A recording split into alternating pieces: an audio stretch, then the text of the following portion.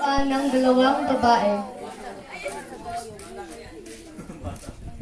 Uy, si Roslyn, nandun. Hi, Pogi.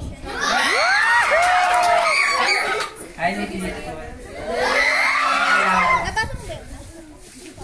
Are you Hi, busy.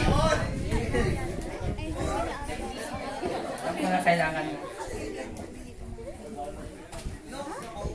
Bigla siyang nagpailing-iling dahil nakita niya ang kanyang kabarangay na nag-iinom.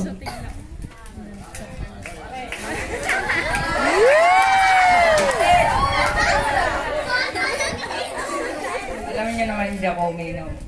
Kaya pasensya na. Inom muna ikaw.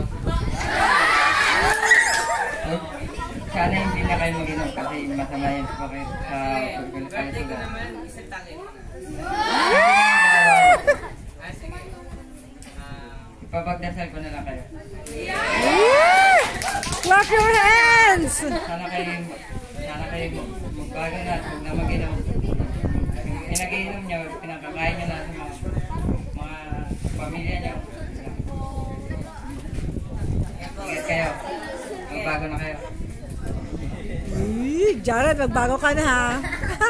Pagkatapos niyang tumanggi, ay papalapit na siya sa kanyang bahay at biglang napansin niya na may umuusok.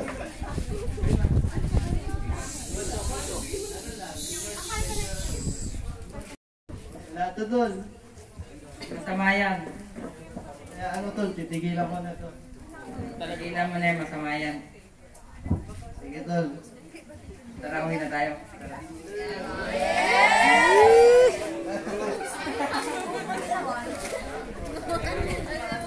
Habang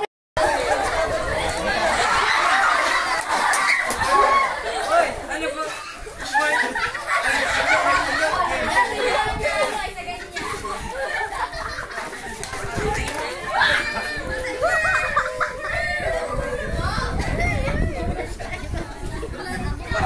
Ito ah!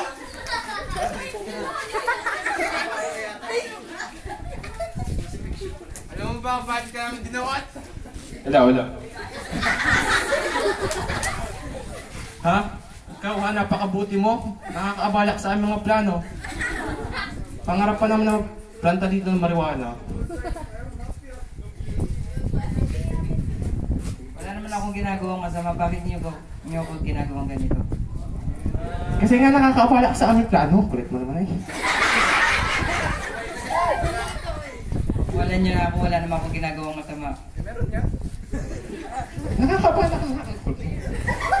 Pero pre, parang narinig ko atang naniniwala pa kay Jesus. Tumba na yan? Ah, sige. Patay tayo dyan. So tayo naman naniniwala kay Jesus. Naniniwala ka naman sa langit, di ba? Oo. Papipiliin kita. Si Jesus ang buhay mo. Si Jesus, hindi ko siya ipagkakalulong. Sige, magsama ka ng Jesus mo.